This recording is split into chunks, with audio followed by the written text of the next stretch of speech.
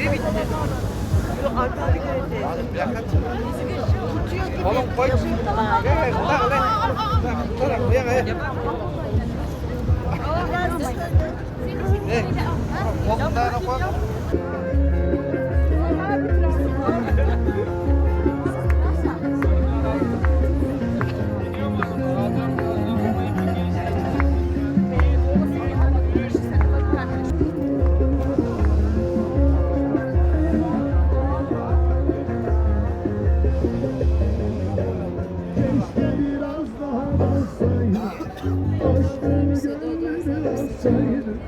O kadar soğuk davrandı ki düşüyorsa canımı yaksaydı.